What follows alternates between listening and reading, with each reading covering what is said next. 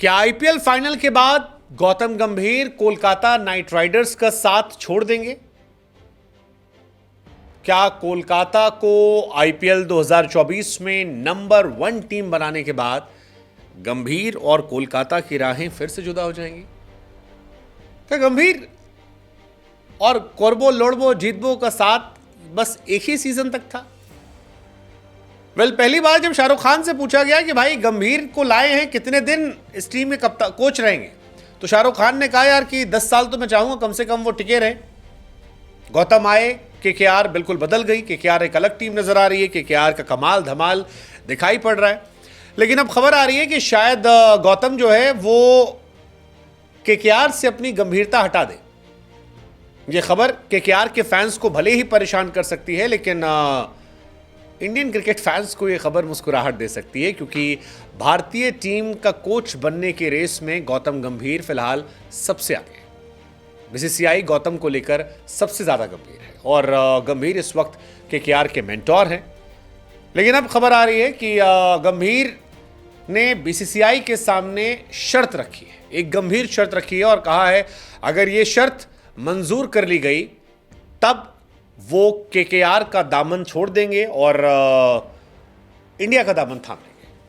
अब दरअसल गौतम जो है वो खुद चाहते हैं कि वो देश की टीम को कोचिंग करें। गौतम फिलहाल पॉलिटिक्स को छोड़ चुके हैं। बीजेपी का दामन जब से छोड़ा उन्होंने, तब यही कहकर छोड़ा था कि वो क्रिकेट को ज़्यादा ध्यान देना चाहते हैं। क्रिकेट में पैसा भी है, रिस्पेक्ट भी है और उनका पैशन भी है।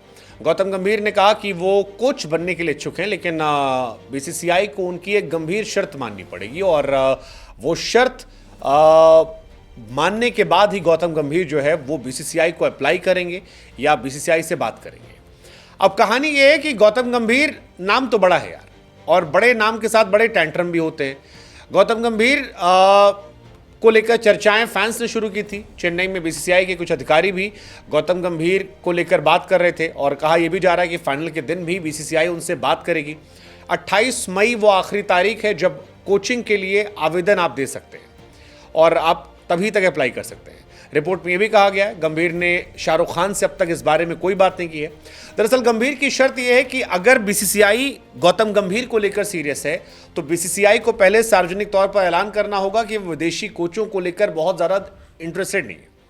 हालांकि ऐसा लगता है कि गंभीर की ये वाली बात जो है वो बीसीसीआई ने मान ली है, क्योंकि हाल फिलहाल में जो अनाउंसमेंट हुई है जिसमें जयशाह ने कहा कि रिकी पॉन्टिंग का नाम हो या फिर जस्टिन लैंगर का नाम हो या उनके अलावा स्टीफन फ्लेमिंग का नाम हो, और भी कुछ नाम चल रहे थे, इन नामों को लेकर बहुत सीरियस वो लोग नहीं है। They are not very serious इन सारे नाम को लेकर और वो इनके बारे में बात नहीं करें। तो ये तो एक बात होगी। दूसरी बात ये थी कि बीसीसीआई गंभीर को अप्रोच करे, गंभीर से बातचीत करे और अगर गंभीर और वो एक दूसरे की शर्तों को मानने पर लागू हो जाते हैं देन गौतम गंभीर विल अप्लाई और फिर वो केकेआर के मेंटोरशिप से इस्तीफा दे देंगे।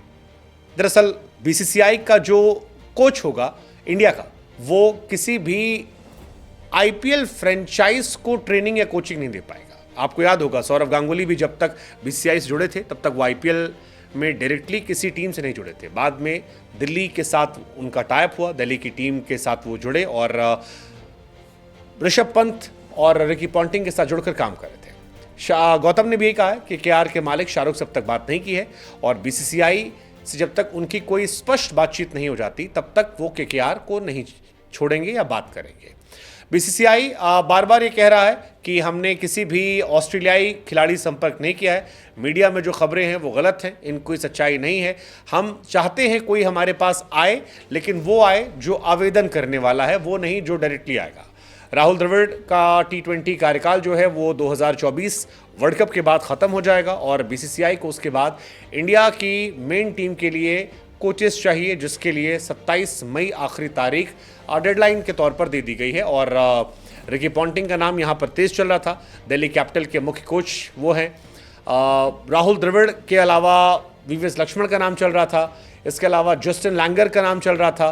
तमाम लोगों से बातचीत चल रही थी। लेकिन फिलहाल गंभीर का नाम इसलिए चल रहा है क्योंकि गंभीर में लीडरशिप क्वालिटीज़ है। हम सब जानते हैं कि 2-2 बार केकेआर को चैंपियन बनाया है। ऐसे में वो फेवरेट्स में अगर आते हैं तो ये हैरानी नहीं होगी कि गंभीर फेवरेट हो जाते हैं। दूसरी बड़ी बात यह है कि गंभीर ने अपनी पर्सनैलिटी में काफ़ी बदलाव किया। अब वो उतने एग्रेसिव नहीं है जितने बीते साल थे।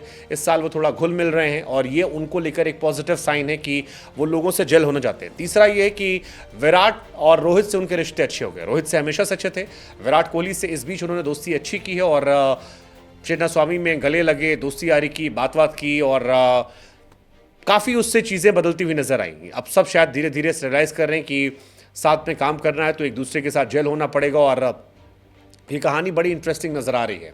इसके अलावा जिस तरह से केकेआर में उन्होंने काम किया, पिछले सीजन में जो टीम 7 नंबर पर थी, इस साल सिर्फ एक बड़ा प्लेयर चेंज किया, मिचेल स्टार्क, और उसके बाद इस टीम की पूरी आबो हवा जो है बदल गई है। ये टीम काफ़ी बेहतर नज़र आ रही है और ये टीम काफ़ी शानदार कर रही है।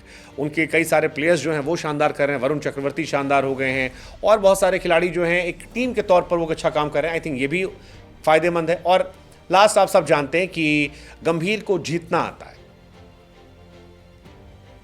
ये एक बड़ी बात है। 97 ओडीआई वर्ल्ड कप 2011 और 75 T20 वर्ल्ड कप, 2 पारियां आप भूल नहीं सकते। तो गंभीर जीतना जानते हैं और जिताना भी जानते हैं और इस वजह से भी शायद उनका नाम आगे चल रहा है। लेकिन क्या केकेआर के फैंस के लिए झटका होगा कि जो गौतम गंभीर इस साल उन्हें फाइनल में ले आए, वो गंभीर बाहर हो जाएंगे, वो गंभीर उनके लिए कोचिंग नहीं करेंगे? वैसे गंभीर is a true KKR player, but क्या गंभीर का जाना केकेआर को नुकसान करेगा? फिर से डाउनफॉल हो सकता है नेक्स्ट ईयर। हालांकि इंडियन फैंस खुश है कि ठीक है यार, इंडियन क्रिकेट टीम का कोच हो जाए गंभीर जैसा, तो बल्ले बल्ले एक आईपीएल फ्रेंचाइज तो 19-20 मैनेज कर लेंगे। बट व्हाट्स योर टेक यार, इतने इमोशंस के साथ केकेआर के वो कोच बने, मेंटोर बने, परफॉर्मेंस आई और फिर thank you. What's your take, Gambhir को इंडिया कोच बनना चाहिए?